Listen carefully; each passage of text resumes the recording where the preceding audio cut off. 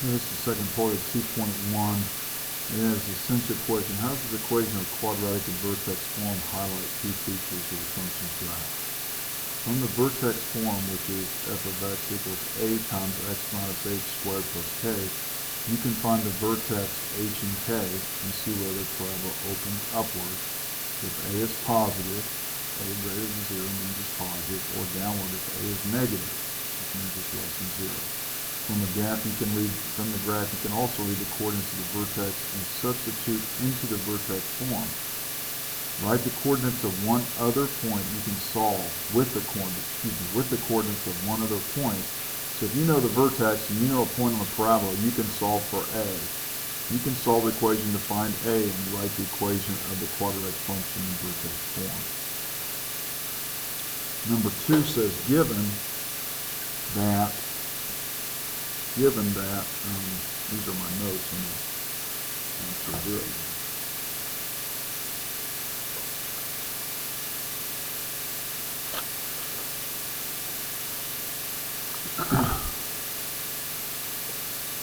So I just gave you the essential question, and you can stop at the video and copy that down and read it. But bottom line is this: if you know you want to find a, which tells you if it opens up or down, all you need is the vertex and a point on the parabola. Remember, I wrote point on the parabola as x comma y to plug in to solve. It says this on error analysis. Given the function g of x is x plus 3 quantities squared, Martin says that the graph should be translated right 3 units from the parent function. And you should know that Martin should rewrite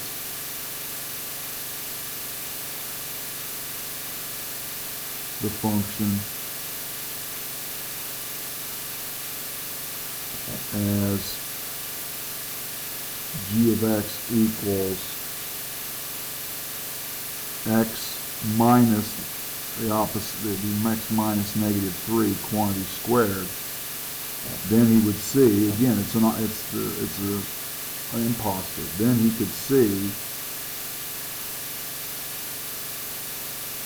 that h is really negative 3, and the graph would go left. The imposter should be translated left.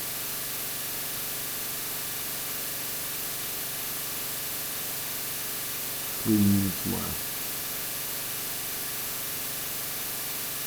from the parent function.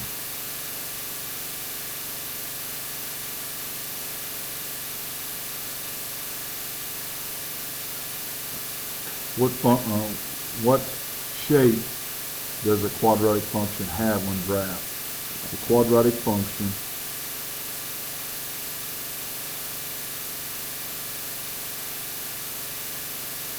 has the shape of a parabola.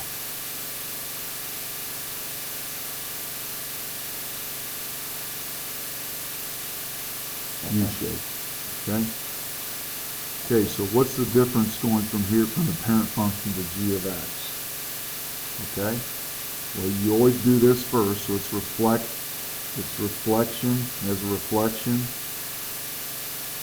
over the x-axis. And this tells me it's an imposter, so it's going left 2, correct? Left 2 and down, translated down 4. So translated left 2, down 4. Number 5.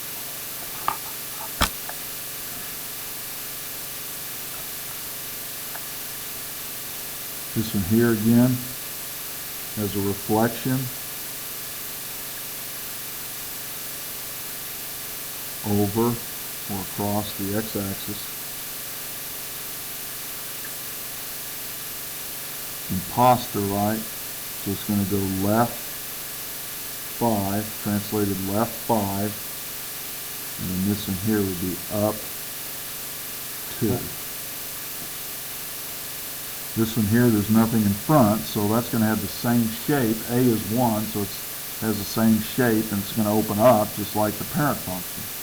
However, it shifted left 5, correct? It's an imposter, left 5, and then down 7. Okay?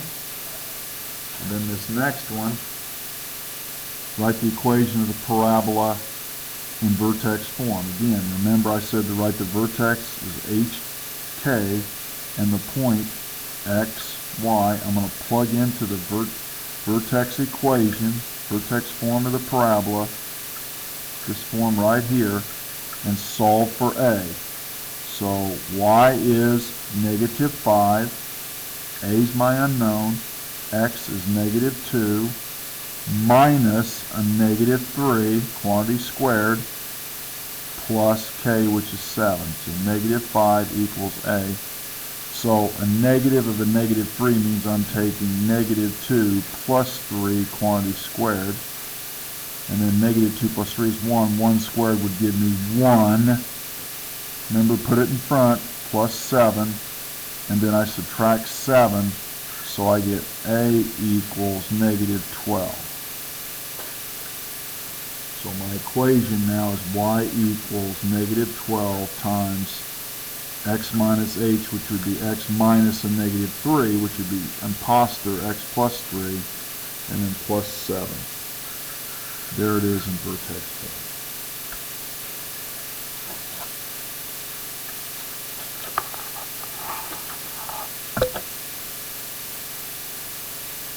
Number 8, same thing again. Vertex H, comma, K. Point on the graph is X, comma, Y. They want you to write it in vertex form. So vertex form is Y equals A times X minus H squared plus K. So I've got to find A again. So Y is 5, A is my unknown, X is 2, minus 1, H is 1, quantity squared, plus 3, because K is 3. 2 minus 1 is 1, 1 squared is 1, so I have 1A plus 2, subtract 2, so A will be 3. So we know A is 3, and we know a vertex, so now we know Y equals A, which is 3, times X minus H, which would be X minus 1, quantity squared, plus 3, and there it is.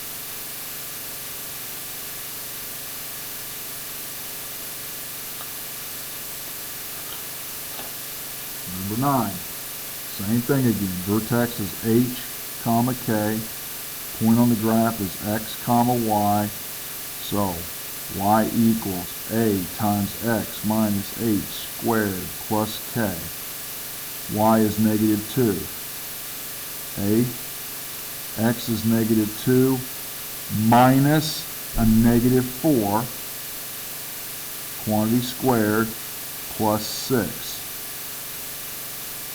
Negative 2 minus a negative 4 means negative 2 plus 4, correct? Quantity squared. So negative 2 plus 4 is 2. 2 squared would give me the 4. And always put the 4 in front. Don't add it to the 6.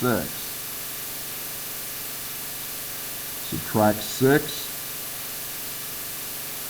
So 4A equals negative 8. Divide by 4. A is negative 2. So now I can write my equation. Y equals negative 2 times X plus 4. It's an imposter. Quantity squared plus 6. And there it is. This parabola is reflected because of the negative. It's going to open down because that's negative. It's got a vertical compression because the absolute value of negative 2 is 2, which is greater than 1. It shifted left 4, up 6.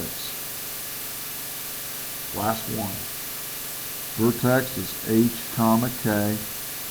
Points X, comma, Y. So I've got to find A again. So there's vertex form. So Y is 16. A is my unknown. X is 5. minus 7, because h is 7, quantity squared plus 4.